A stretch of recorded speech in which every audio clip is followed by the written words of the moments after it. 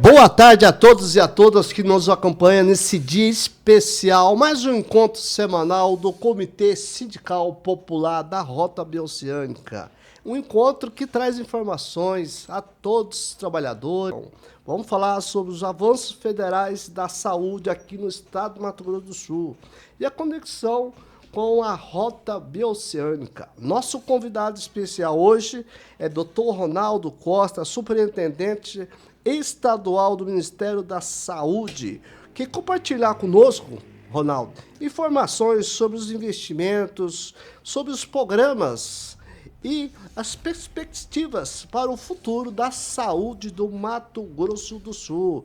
Seja bem-vindo mais uma vez, obrigado pela presença e sempre está disponível de dedicar seu tempo precioso ao Comitê Sindical Popular da Rota Bioceânica. Eu quero agradecer a oportunidade, Walter.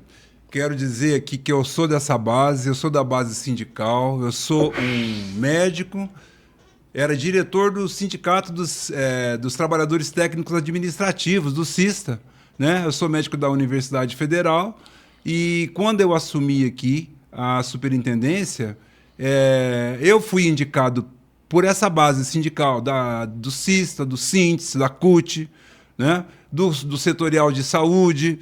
Então, nós temos esse comprometimento com os trabalhadores, com a saúde dos trabalhadores, com a saúde dos trabalhadores do campo, da cidade, com a saúde dos trabalhadores, dos indígenas, dos assentados, né? Então, esse é o nosso foi o nosso grande desafio, a nossa grande vontade de mudar essa realidade da situação de saúde, contribuir para mudar essa realidade da situação de saúde que se encontrava o Estado até 2023, quando a gente assumiu a superintendência. E é importante a todos e a todas que o Dr. Ronaldo, o grande trabalho que está à frente dessa pasta, muito importante para a população do Estado do Mato Grosso do Sul, sobre a saúde dos indígenas e da população em geral. Nós vamos hoje destacar várias pautas importantes. Vamos falar, doutor Ronaldo, sobre o panorama da saúde aqui no estado do Mato Grosso do Sul. Vamos fazer um raio-x. Vamos falar também sobre os programas, sei que é muitos, de investimento do governo federal aqui no estado do Mato Grosso do Sul. Muito feliz quando nós estávamos na pré-conversa falando das UBS móveis. O senhor vai explicar para nós sobre a quantidade de entrega dessas UBS nesses municípios, qual que é a dificuldade desses municípios muitas vezes não se credenciarem, não terem médicos especialistas. Vamos falar também de vários programas aqui que eu quero destacar, que é o programa Mais Médicos, o fortalecimento da atenção primária, do novo PAC da saúde, da ampliação da unidade de saúde, da renovação de equipamentos hospitalares, vamos falar do fortalecimento do SAMUR, vamos falar também da telesaúde e inovação tecnológica. E começando, doutor, explorando agora ao doutor Ronaldo, para iniciarmos a nossa conversa com o senhor, para avaliar atual cenário da saúde aqui no estado do Mato Grosso do Sul. Então, Walter, nós pegamos um estado que a gente estava num processo de construção da saúde regionalizada, uma potencialização da regionalização da saúde. Então, nós começamos no sentido de construir os hospitais regionais. Não sei se você se lembra disso, né? Dos antes de 2012 para cá, a gente potencializou a construção dos hospitais regionais. Aí nós construímos o Hospital Regional de Campo Grande, equipamos o Hospital Regional de Campo Grande, depois construímos o Hospital Regional de Três Lagoas, equipou-se o Hospital Regional de Três Lagoas, construiu o Hospital Regional de Dourados, Centro de Especialidade em Dourados, Centro de Diagnóstico em Dourados. Então, tudo recurso do governo federal, né? E investimos, nós aumentamos muito investimento, tanto na atenção primária quanto na atenção especializada, nos equipamentos dessas unidades de saúde. Para quê? Para fazer com que a saúde chegasse em cada região de forma forte, de forma que as pessoas não precisassem se deslocar para Campo Grande para vir fazer atendimento em saúde. O ano passado, Walter, eu fiquei muito feliz com esse ano, quando saiu o balanço dos investimentos do governo federal aqui em Mato Grosso do Sul. Nós percorremos cada município desse estado, com prefeitos, com secretários de saúde, levando o portfólio de produtos do Ministério da Saúde para que eles pudessem optar, né, e escolher, e pedir para o Ministério da Saúde os programas, para aderir aos programas. O ano passado, 2025, o Ministério da Saúde foi o ministério que mais trouxe recurso para o Mato Grosso do Sul. Não foi DENIT, não foi nenhuma outra área, não foi a área da saúde, a área de maior investimento do governo federal. Né? Tem um valor, doutor? 2 bilhões, eu fiz a conta aqui, Walter. O ano passado, só de investimento e custeio, foram 2 bilhões 550 milhões de reais. E essas infraestruturas que trouxe para Mato Grosso do Sul para reformar, ampliar o hospital regional aqui de Campo Grande, da construção do hospital regional lá de Dourados, de Três Lagoas, lá de Coxim também, parece que teve uma ampliação. Está tendo resultado? Então, o resultado depende da contrapartida, Walter. O resultado depende quando o Estado recebe um investimento no hospital regional, que é para regionalizar a saúde, o Estado tem que colocar o especialista dentro do hospital. Ele tem que fazer concurso público, ele tem que colocar, escolher os especialistas que a região precisa, né, que tem maior demanda. Mas eu não tenho observado essa contrapartida. Você pode procurar, como que a gente pode verificar isso? Você pode verificar nos últimos anos quantos concursos públicos nós tivemos, né, no Estado, para poder recompor a força de trabalho nos hospitais regionais. E a gente tem observado um processo de entrega desse patrimônio público todo através da privatização, da entrega dos hospitais que foram construídos com recurso público para organizações sociais, para parceria público-privada. E aí, essa precarização do trabalho, essa oferta de trabalho precarizado, pejotizado, isso não consegue compor uma política de saúde efetiva, né? O paciente não tem médico, ele tem um realizador de procedimento, mas não é o médico do paciente. E o assunto que nós vamos abordar agora, viu, doutor? Sobre as PPPs, tá? Assunto muito importante na questão de deslocamento do paciente dessas regiões e da concurso de médicos especializado a uma gestão tripartite, governo federal, estadual e municipal. Governo da União, governo Lula, ele faz seus investimentos, que o senhor citou agora, esses valores. O Estado e o município, ele está fazendo o seu papel na questão de fazer uma gestão de saúde. Por que a dificuldade de contratar esses profissionais nessas regiões? Olha, eu vou falar para você, vou começar pela União. Eu vou dizer para você que quem tem feito contrato formal de trabalho, né, com vínculo, é o governo federal aqui no estado. Você tem observado que os concursos que tem tido para hospitais são nos hospitais universitários de Dourados e de Campo Grande. Então, os últimos concursos que nós tivemos para contratação de profissionais especialistas foi no âmbito federal. Nos outros, a gente não tem observado. Então, a gente observa que, embora as unidades sejam construídas e equipadas, os pacientes ainda andam muito de ambulância de um lado para o outro. E de forma que, com o investimento feito, ele não está efetivando os serviços que eram esperados a partir daquele investimento do governo federal na infraestrutura. Mas doutor, nesses locais, onde, por mais que tenha esse investimento de infraestrutura, que não tenha esses atendimentos, que esses pacientes ainda deslocam para Campo Grande, qual que é a ação da Superintendência, do Ministério da Saúde, contra essas gestões? Então, o Ministério da Saúde não é contra ninguém. O Ministério da Saúde é um órgão aqui de apoio, né, à gestão do Estado e do município. Nós temos que apoiar. Agora, a questão é política, né, do tipo de política que os municípios e que o Estado decidem praticar.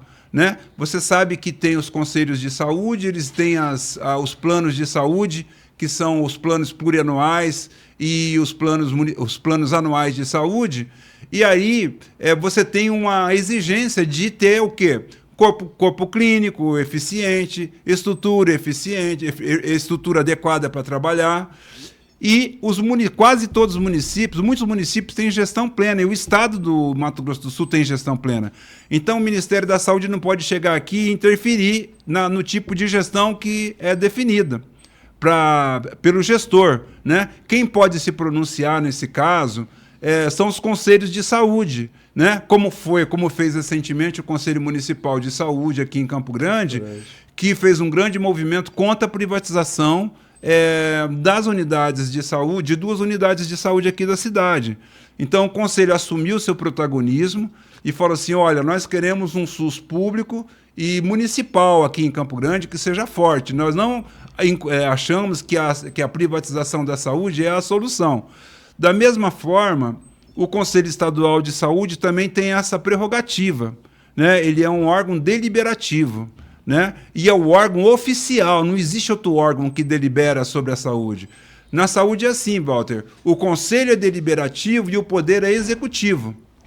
E o órgão chamado CIB é um órgão de pactuação. Então, o que o conselho delibera, a CIB pactua e o executivo executa. É assim que é desenhado o SUS. Doutor Ronaldo, eu estive recentemente no segundo colóquio internacional de doença mental em Corumbá. E lá eu tive a oportunidade de encontrar vários profissionais da saúde, Universidade Federal, e eu senti uma dificuldade da ação dos conselhos no município. Com certeza, em outros municípios, se lá em Corumbá já é uma cidade, a terceira, a quarta maior, imagina uma cidade igual Terenos, igual uma cidade igual Cidrolândia. Você percebe que falta uma ação mais específica, mais atuante desses conselhos? Eu tenho percebido que onde o conselho funciona melhor, a saúde funciona melhor. Então a gente precisa muito que a comunidade participe dessas instâncias colegiadas, viu, Walter? Na 17ª Conferência Nacional de Saúde, nós aprovamos a criação do Conselho Local de Saúde. Então, cada unidade de saúde tem que ter um conselho. E esse conselho ele se organiza de forma deliberativa. Ele fala o que a comunidade do aerorrancho se reúne naquela comunidade e fala assim, ó, nós precisamos que esse posto de saúde tenha essas condições, tenha esses profissionais. E ali delibera. E aí vai para o Conselho Municipal de Saúde essa demanda. E aí o Conselho Municipal avalia e delibera. E o Executivo tem que executar essa política. Né? Porque às vezes o povo ele espera diretamente do poder público, né? Ou do seu vereador, Então, do seu deputado. Mas os conselhos é muito importante para quem nos assiste. Se organizar os conselhos, tem que cobrar, fiscalizar na sua comunidade e levar isso adiante, porque essas demandas chegam onde tem que chegar para que as ações possam ser feitas no seu bairro. Mas saúde e segurança dos trabalhadores. Estamos chegando numa era onde as doenças psicossociais estão aumentando muito, isso é dados do INSS para o afastamento dessas doenças. E esse evento em Corumbá se falou muito sobre essa questão da implantação, que já está implantada, né? Entrou em vigor a NR1, a NR1 ela foi reformulada, foi incluída, né, a psicossocial, e eu queria saber do senhor qual o papel do Sereste dentro dos conselhos de saúde e dentro da Superintendência de Saúde no Estado. Walter, eu quero fazer aqui uma lembrança. Vocês lembram que teve a reforma trabalhista e da Previdência Social. E com a precarização do trabalho, né, que nós perdemos a votação e o trabalho passou a ser comprado por hora, né, de forma precarizada, sem vínculo, você pode ver que a doença mental, o agravamento da doença mental acompanhou essa mudança do tipo da legislação trabalhista. A perda que o trabalhador teve na votação da legislação trabalhista está fazendo com que o trabalhador seja um objeto, né? Onde você compra o trabalho por hora e é um custo aviltante, né? Então, a resposta que o trabalhador deu foi na organização do combate à escala 6x1, para que a gente pudesse aumentar um pouco mais o período do repouso do trabalhador, né? E eu acredito, então, que esse processo de fortalecimento, né, de melhora da saúde mental, ele vem junto com a redução da carga horária e com a melhoria das condições de trabalho, né? E os Sereste são centros, Walter, de atendimento do trabalhador. Os Serestes eles têm que funcionar de forma a fazer as consultas especializadas do trabalhador, que é encaminhado pela unidade básica de saúde, para estabelecer um nexo causal. Porque como que você, com quadro de burnout, vai ter um atestado médico que possa te dar a garantia de que você está com um transtorno mental relacionado ao trabalho, se não for através do Sereste?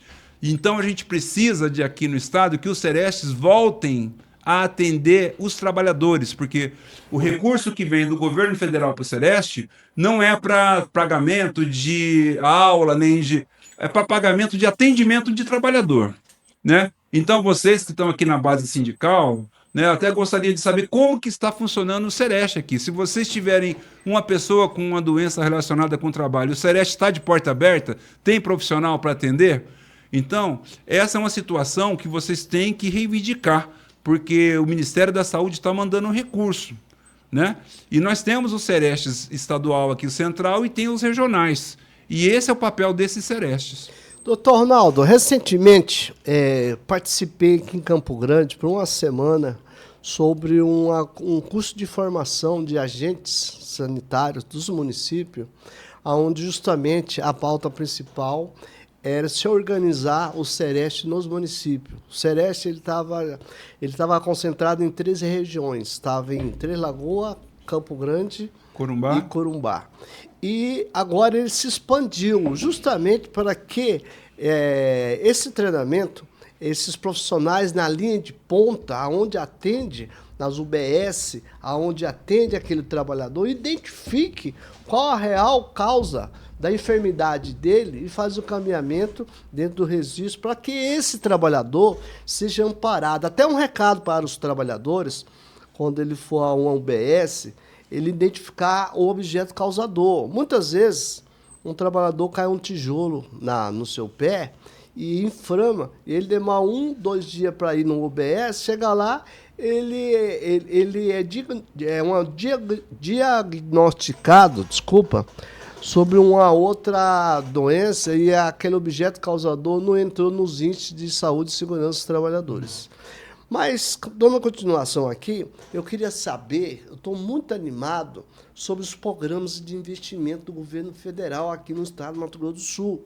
Muitas vezes você vê as placas de investimento, mas você não percebe, a população não percebe. Muitas vezes o vereador ele vende como um investimento de trabalho dele, o deputado estadual e o governo federal com esses valores que o senhor citou aí, muito dinheiro aqui para o Mato Grosso do Sul. O Ministério da Saúde tem um desenvolvimento importante nos programas em todo o país, que iniciativas federais manteve destaque no Mato Grosso do Sul. Eu separei uns aqui, eu queria perguntar para você, eu vou começar como programas mais médicos. E li uma notícia que fiquei muito feliz. No Brasil abriu vaga para 25 mil novos profissionais, né? Aqui nós temos um número aqui, doutor, de 1.515 novas vagas. Na verdade, tem 25 mil no Brasil. Foi criado vagas para as 1.525 novas vagas. E aqui no Mato Grosso do Sul, está criando 21 vagas, onde 15 vagas são da saúde da família, 2 vagas atendimento à rua, e 4 vagas sobre a saúde indígena. Queria que você explicasse esse investimento. Eu fiquei muito feliz. Só a questão da saúde indígena, eu não sabia da unidade móvel de vacinação.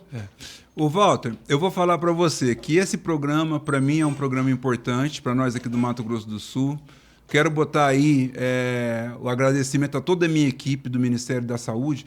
Nós conseguimos, Walter, aumentar do dia 15 de maio de 2023, quando eu assumi a superintendência, até hoje, de 140 para 350 mais médicos. Cada mais médico, Walter, cada um atende 3.000 pessoas aproximadamente. Então, a comunidade atingida de atendimento por essa população, por esse contingente, aumentou muito. Aumentou muito. Aproximadamente, nós aumentamos o atendimento para 700.000 pessoas. E uma coisa que me chamou a atenção desses 700.000 pessoas, esse atendimento à rua, como é que funciona? Então, é o consultório de rua, né, é do programa Mais Médicos também. Então, cada cidade tem o desenho de uma quantidade proporcional de consultório de rua. É equipe completa, é médico, enfermeiro, assistente social, né? Então, é um programa pago pelo Ministério da Saúde com a contrapartida do município, né? E nós ampliamos aqui para Campo Grande, acho que são 3 vagas aqui agora de consultório de rua. A gente tinha uma só, nós aumentamos para mais 2 vagas. Mais 2 vagas? Mais 2 vagas para atender as pessoas que precisam, né? Nós costumamos falar as pessoas de rua, as pessoas mais vulneráveis, os invisíveis. As pessoas que não têm um lugar para morar, que dormem na rua. Agora tá chegando o inverno. Eu estou muito preocupado com o inverno. Tem que ter uma estrutura de acolhimento para as pessoas, porque vai ser rigoroso, né? Nós vamos passar por El Niño. Então, nós vamos ter complicações no sentido das baixas temperaturas, tanto das baixas temperaturas, quanto das secas e das altas temperaturas quando chegar o período da seca. E qual a identificação das patologias dessa população de rua nessa época de inverno? Então, a primeira é o frio mesmo. Então, vem as doenças respiratórias, né? A influenza, a Covid, né? Todo aquele processo, a asma, bronquite e tal, né? Então, a gente tem que estar com toda essa estrutura, né, de acolhimento para essa população, para evitar esse sofrimento desnecessário, né? O município já sabe que isso vai acontecer, né? O Estado já sabe que isso vai acontecer. Então, a gente tem que ter uma estratégia de acolhimento dessas pessoas nesse período. Né? O doutor Ronaldo, no governo do presidente Lula anterior, tinham mais médicos, alguns profissionais vindo da Cuba. Uhum. Hoje, no Brasil, todo esse quadro de 25.000, existe médicos estrangeiros? Existem médicos formados no exterior, né? A prioridade sempre é para médico brasileiro, né? Na seleção dos programas, mas as vagas elas são todas preenchidas, seja com médico brasileiro formado no exterior, quanto com médico estrangeiro, né, formado no exterior, quanto como médico nacional formado no Brasil mesmo. Então, você prioriza a formação aqui no Brasil, depois você prioriza o brasileiro formado no exterior e o estrangeiro formado no exterior, né? Mas o importante é garantir a assistência para cada pessoa que precisa, né? Ter a certeza de que aquele vazio assistencial, né, que existe, que ele vai ser resolvido. Né? Exatamente. Essa que é a função do programa. E essa emergência de atendimento aos indígenas, como que ela é feita, doutor? Então, isso está dentro da Secretaria de Saúde Indígena. Isso é executado pelo Distrito Sanitário Especial Indígena, que quem coordena é o nosso companheiro Nidomar Terena. Aí nós temos todo um corpo clínico que é formado por médicos, enfermeiros, técnicos de enfermagem. Prioritariamente, essas equipes são compostas por indígenas. Agora, recentemente, nós inauguramos em Dourados o SAMU indígena com equipe indígena. Né? Eu vi uma nova aqui em Campo Grande, a unidade móvel. Hoje, Walter, nós inauguramos lá os 2 poços artesianos, né? Na Jaguapiru, na Bororó, né? Também na aldeia em Miranda. Então, nós estamos investindo na questão da água, né? Da solução do problema da água nessas aldeias indígenas, né? Então, mudou muito a política, sabe, com relação à saúde indígena. Nós vamos construir 2 unidades básicas de saúde dentro das aldeias de Dourados, né? E muitas outras unidades já estavam construídas e estão sendo inauguradas. Então, Walter, nós estamos num processo muito acelerado mesmo de entregas aqui por parte do Ministério da Saúde. Investimento do governo federal no Mato Grosso do Sul. Nós aumentamos, Walter, de 140 propostas do PAC, antes da gente assumir, para 550.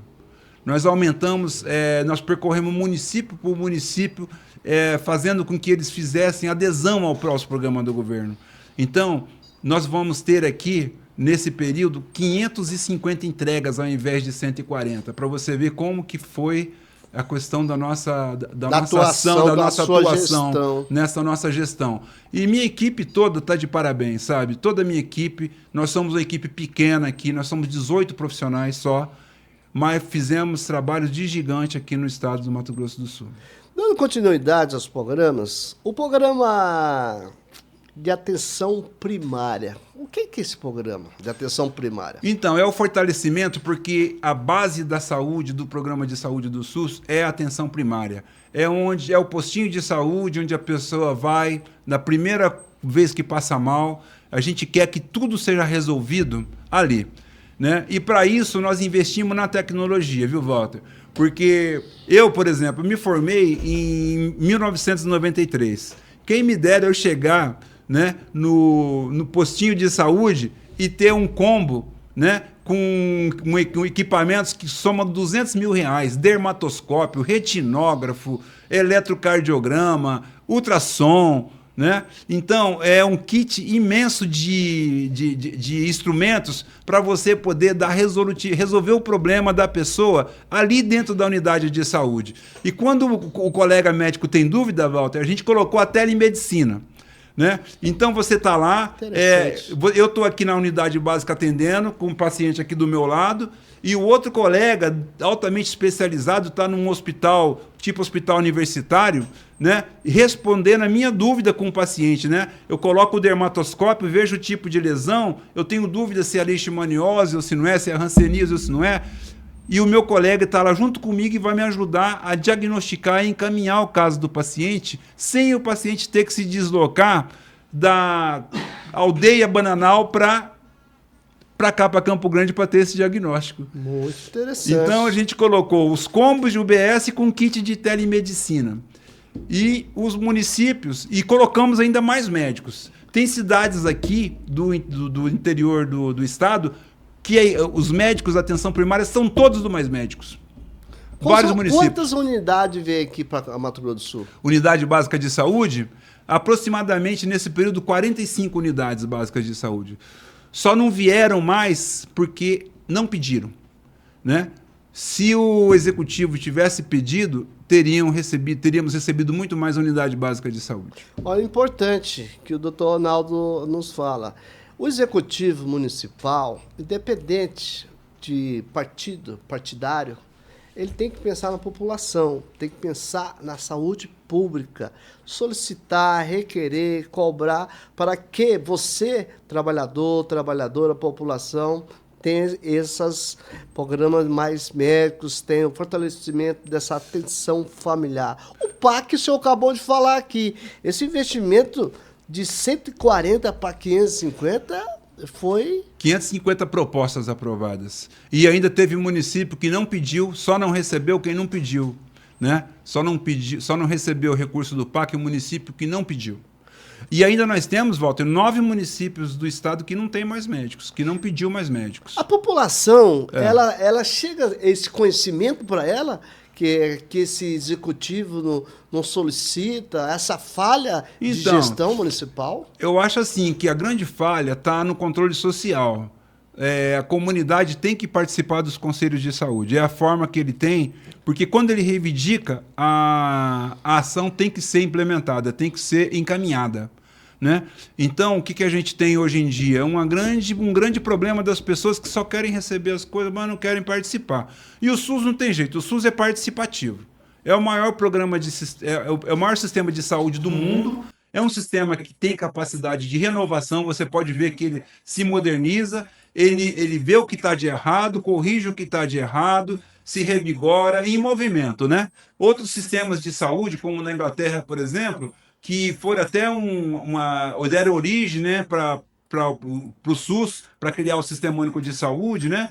Ele já está em crise, porque ele não teve essa capacidade de renovação que o SUS teve, né? E o Agora, SUS é um patrimônio, né? é um patrimônio imaterial do povo brasileiro, né? É um legado, né? É um ato assim foi o que ficou de melhor na Constituição.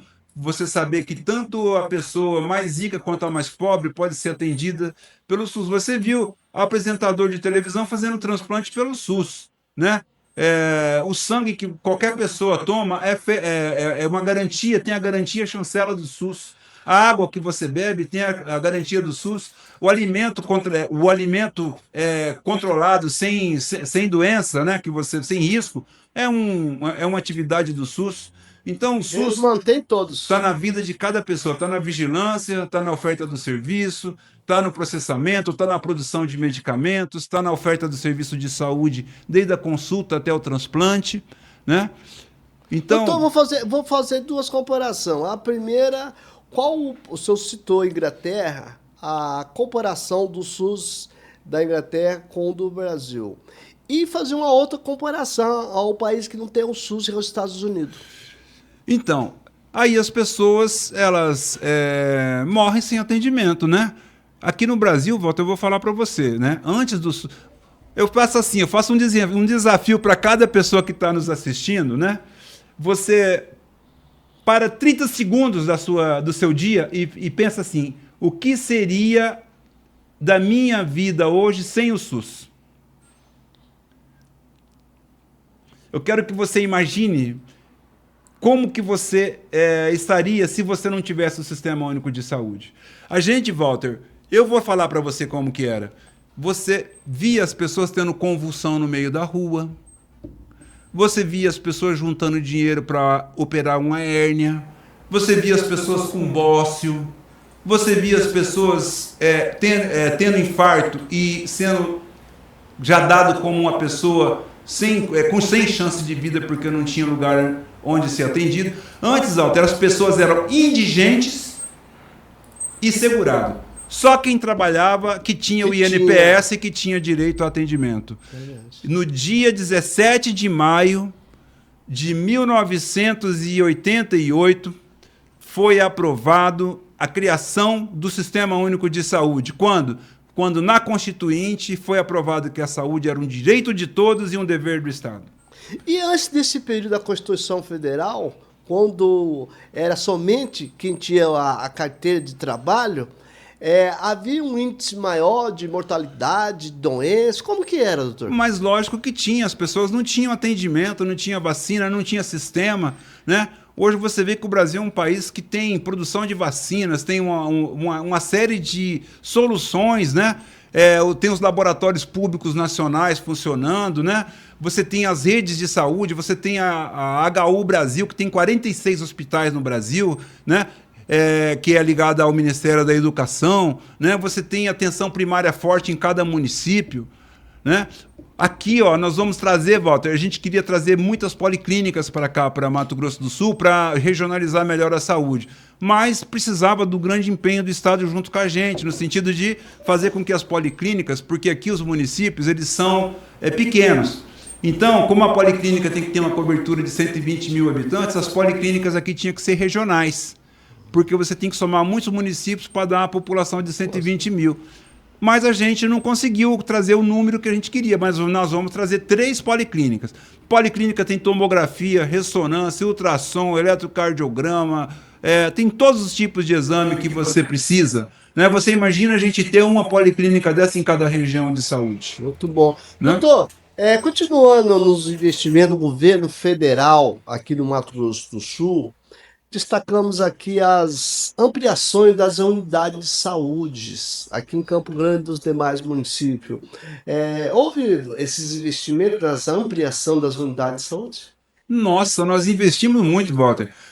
Eu falo assim para Dourados, né, quando eu vou lá falar enquanto com o prefeito e com o Márcio, que é o secretário, eu falo, olha, eu nunca vi, nós construímos um sistema de saúde aqui para você, hein? Porque só da nossa gestão, Walter, nós vamos entregar 11 unidades de saúde em Dourados.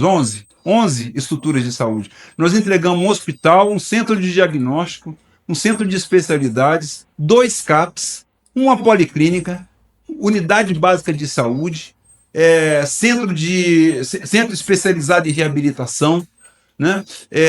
Então, entregas muito grandes. De unidade básica de saúde, foram aproximadamente 45 unidades de saúde básica, tipo 1, tipo 2, tipo 3 e tipo 4. A 1 é para 3 mil pessoas, a 2 é para 6 mil pessoas, a 3 é para 9 mil pessoas e a 4 é para 12 mil pessoas. Aqui então, em Campo Grande. Campo Grande nós entregamos várias unidades tipo 1 e vamos entregar uma tipo 4. Vamos assinar essa semana a ordem de serviço para construir a policlínica, né? E entregamos só em equipamento para telemedicina 2.800.000 reais essa semana. Os combos de UBS, esses kits que eu estou te colocando. Né? Ampliamos o número de mais médicos em aproximadamente 63 desde que nós estamos aqui. Então, o Ministério da Saúde investe em Campo Grande. E quando a população vai num bairro e vê uma unidade dessa que ainda não está concluída? Então, Walter, aí é uma questão de gestão, né? Que é o que eu digo para você, que depende muito da participação do controle social no acompanhamento das obras, sabe? Porque para nós tudo é muito mecânico, né?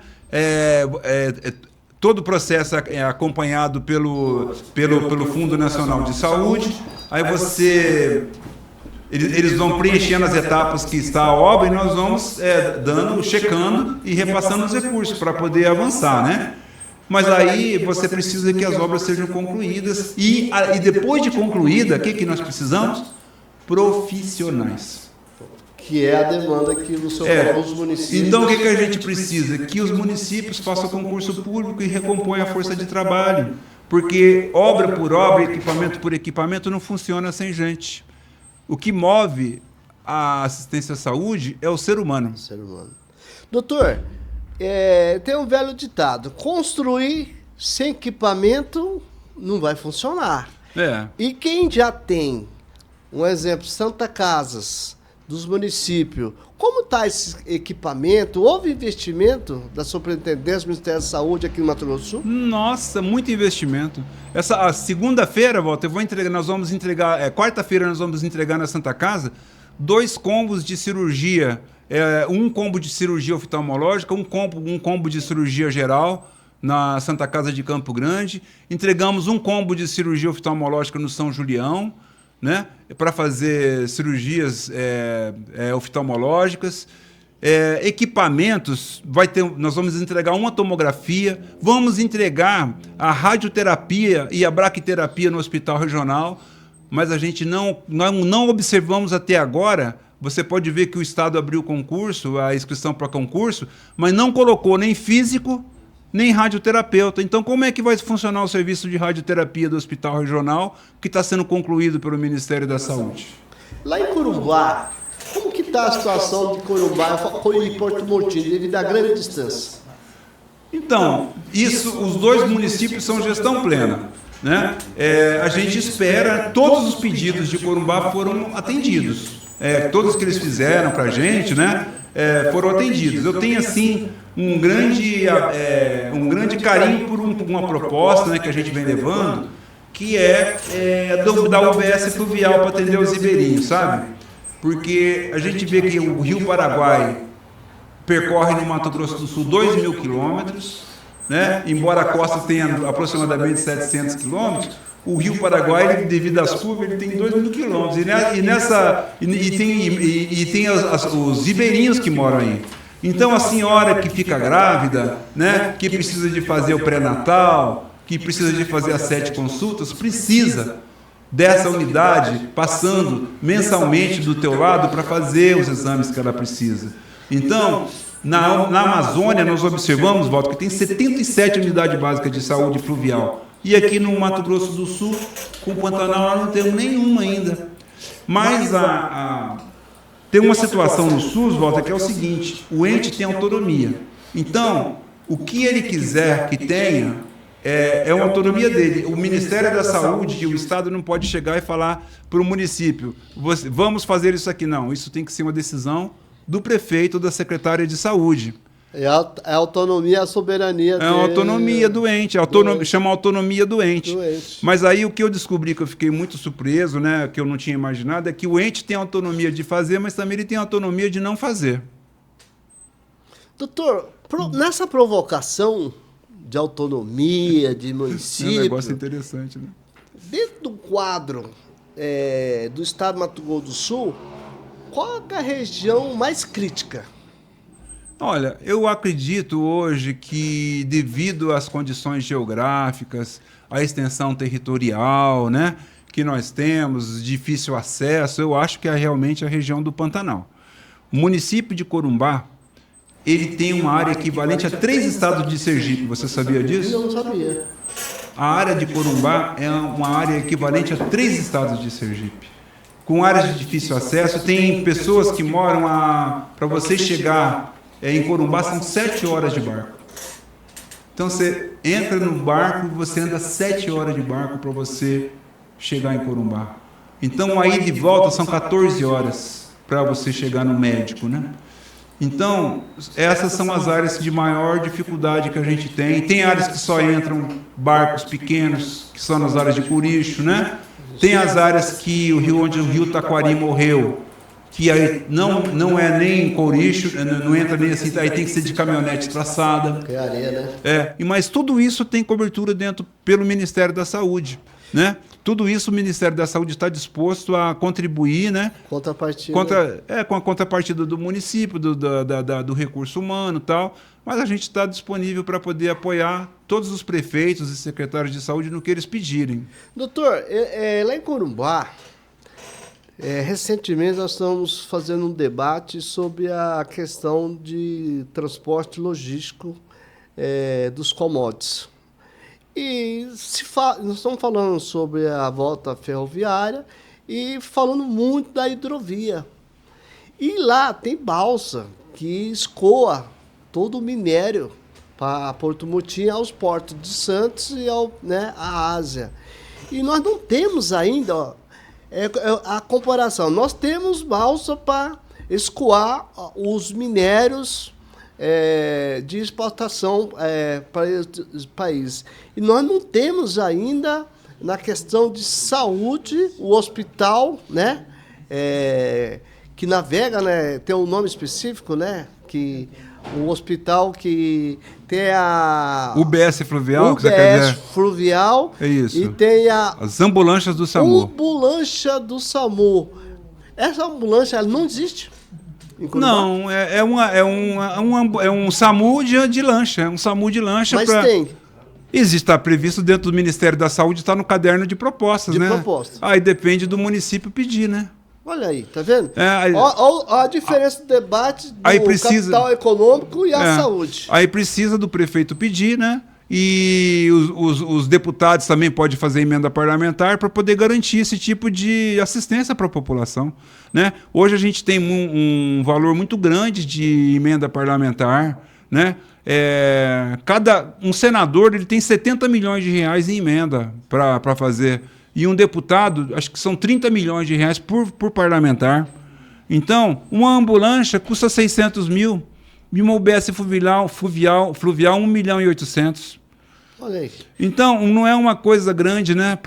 Não é. Para a saúde. E para você... Imagina, agora eu fico imaginando, nessa provocação, da questão econômica, do transporte, das lanchas, de matéria-prima, do commodities, e a não necessidade de não ter as ambulâncias, né? Ambulâncias. Mas, doutor, vamos imaginar que um trabalhador que está trabalhando numa fazenda, na beira do rio Pantanal, ele é mordido por cobra. Qual que é o mais rápido de transporte dele para chegar no atendimento? Então, nesse caso aí, sabe qual que é o meio que tem funcionado? helicóptero da Marinha. Porque eu acredito que o nosso estado, né? Eu vejo o nosso estado com a necessidade de ter um SAMU aéreo, sabe, Walter? Uma estrutura, porque você vê todo esse município, esses 13 municípios que margeiam o Rio Paraguai, né? Eles ficam mais ou menos a 430, 450 quilômetros de Campo Grande e eles não têm estrutura de alta complexidade. Então, quase todos têm que vir para cá. Então, mas isso é uma situação que o Ministério da Saúde não pode chegar e falar assim, ó, toma o avião para vocês poderem mobilizar. Isso tem que ser uma política do Estado, que tem que falar assim, olha, aqui eu preciso de um helicóptero e de um avião do SAMU.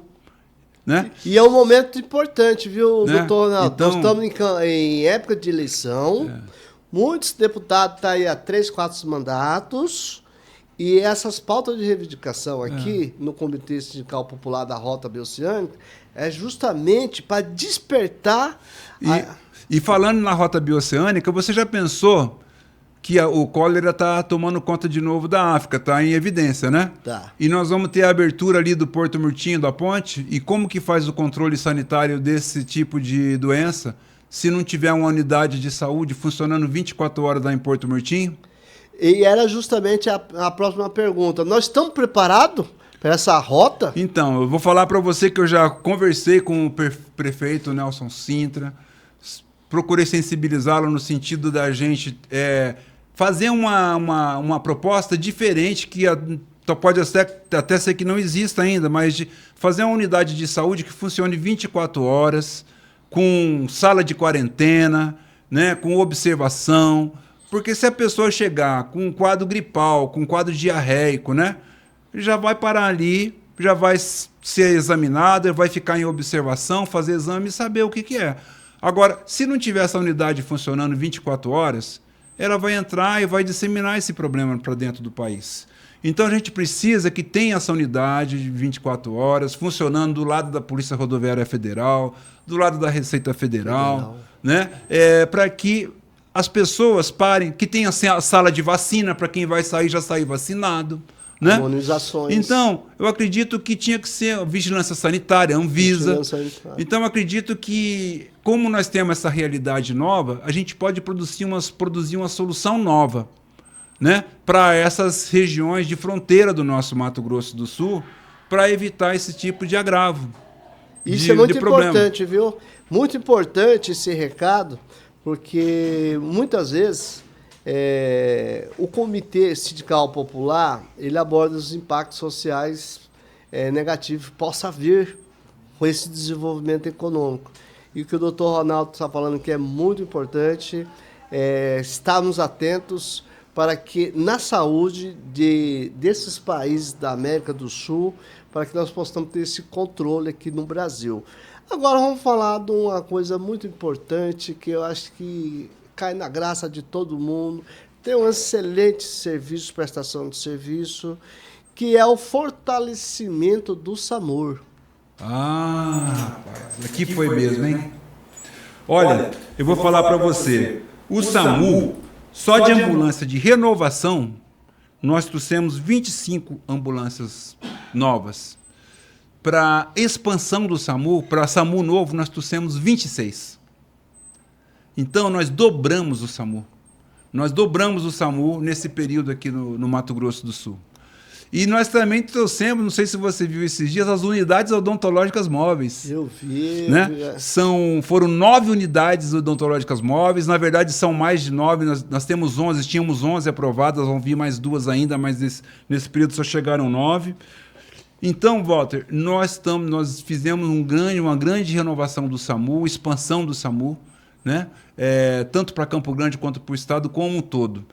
Todos os municípios, ele tem um SAMU ou um depende do mais próximo? Não, aí tem as centrais de regulação. Então, por exemplo, nós aprovamos a construção da central de regulação do SAMU em Três Lagoas, aprovamos a central de regulação em Dourados, aqui nós já temos central de regulação, né? E aí os municípios que são das regiões se remetem a essa central de regulação. E as unidades de suporte básico ficam ligadas, pedem uma vaga para essa central de regulação. Então, elas se reportam aos centros regionais, né? Doutor Ronaldo, Central de Regularização. Regulação. Regulação, desculpa. Campo Grande, na questão de cirurgias ortopédicas, estava enviando para Dourados. Campo Grande tem esse déficit, essa deficiência? Essa daí não é a central de regulação do SAMU. Essa você está falando da regulação estadual de vagas, que já é uma outra. Eu realmente não consigo entender essa lógica, né? Porque o maior investimento que existe é na cidade de Campo Grande. Então, e nós temos aqui um hospital do trauma, por exemplo. Foi um investimento de mais de 30 milhões que aconteceu para que esse hospital fosse executado, com 100 leitos, 10 leitos de UTI, 5 salas cirúrgicas. Por que nós estamos enviando paciente para outro município?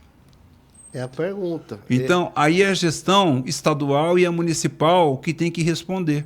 Porque, na verdade, o investimento veio, o recurso é repassado, mas o serviço não vem.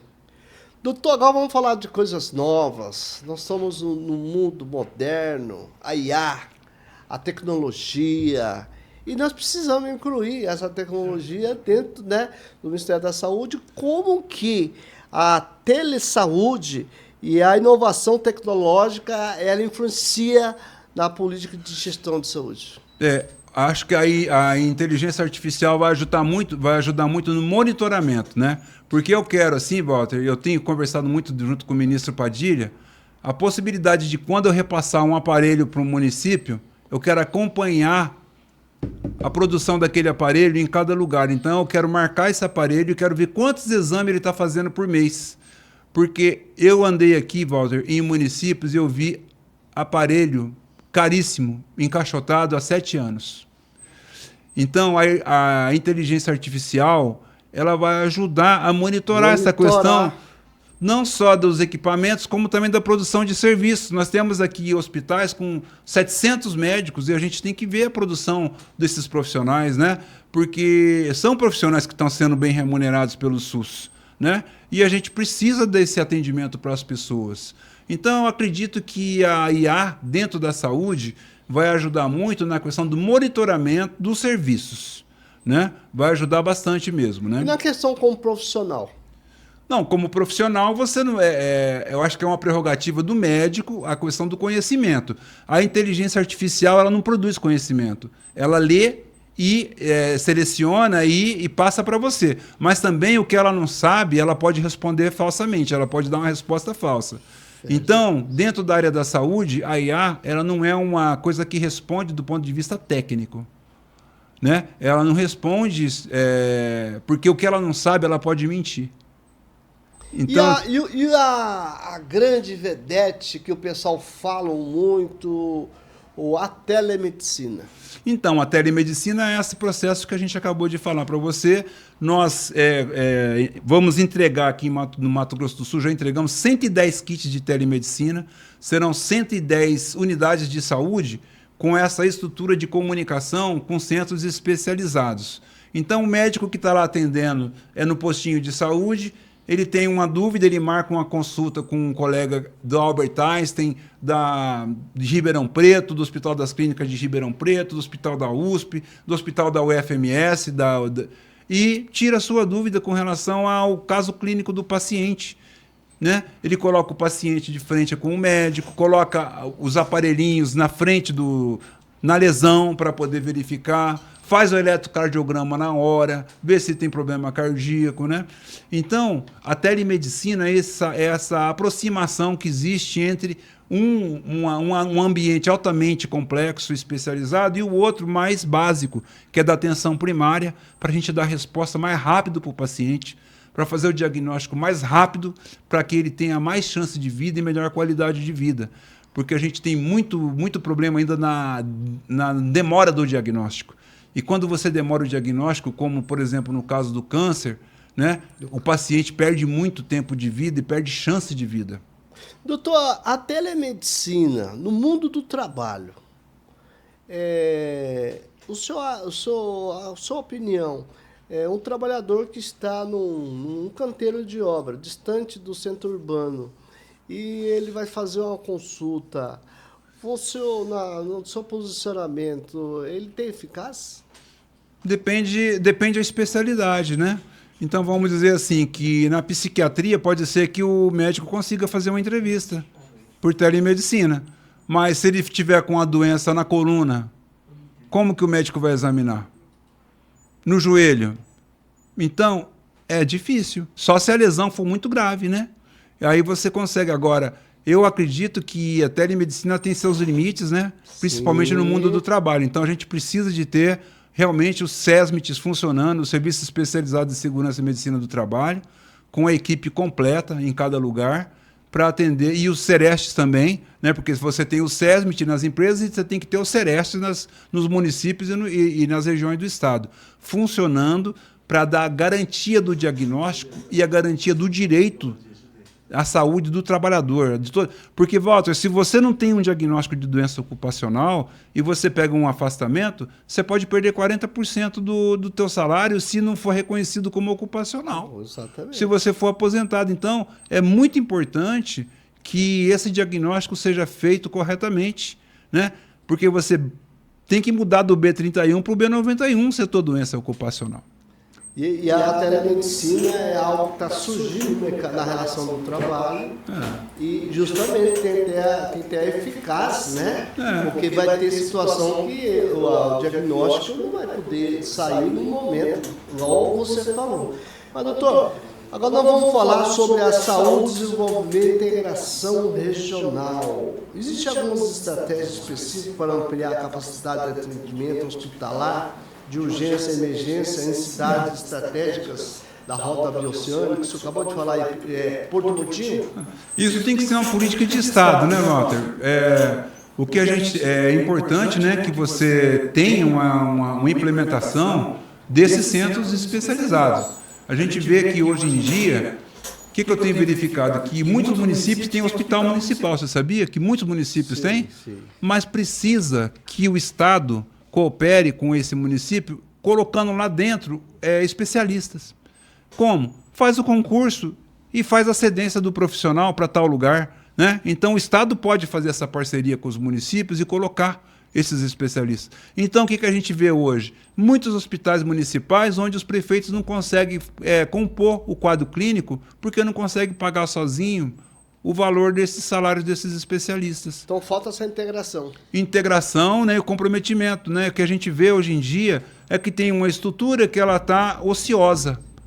Por quê? Porque não existe a cooperação no sentido de colocar os profissionais necessários nas regiões de saúde, porque fica muito nas costas do município apenas. Doutor, vamos falar agora sobre o dia D. Um dia muito importante.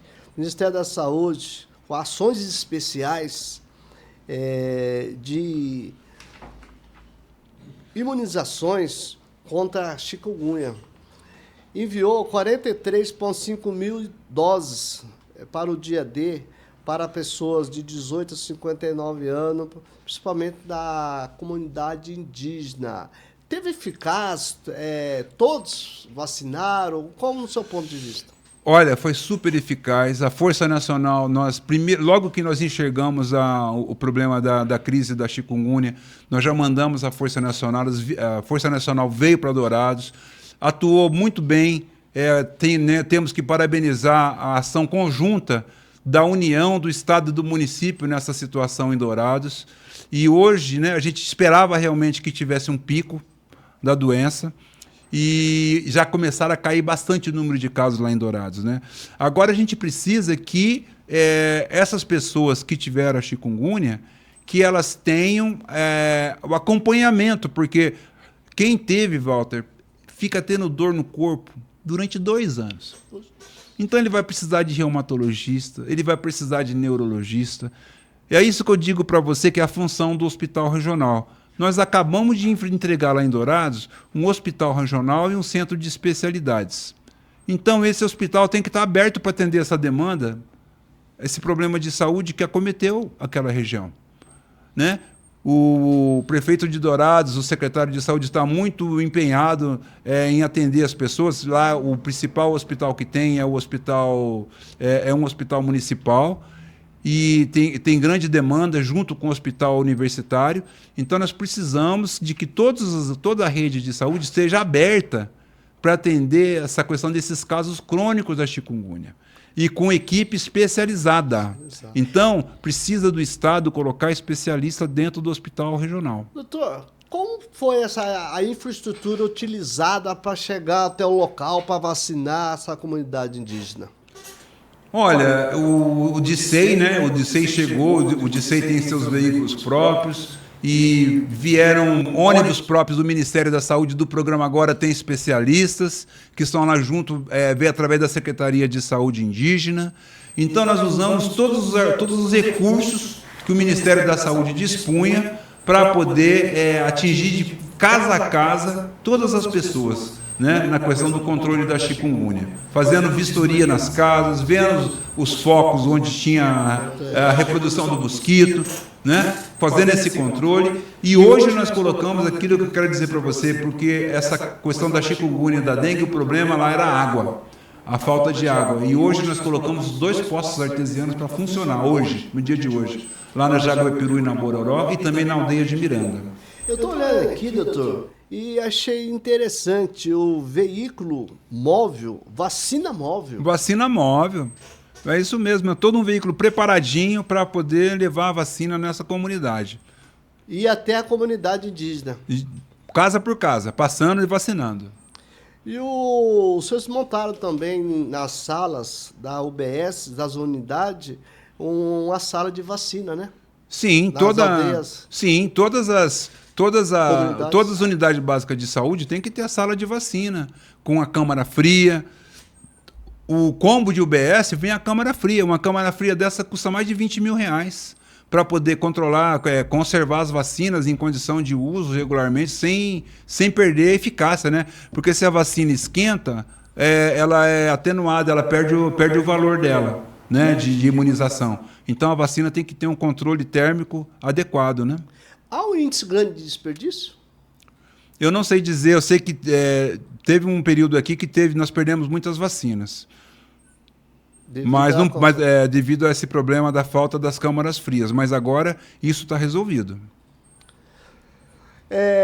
O patrimônio, o SUS é o nosso patrimônio. Já falamos do SUS, vou repetir aqui, é importantíssimo.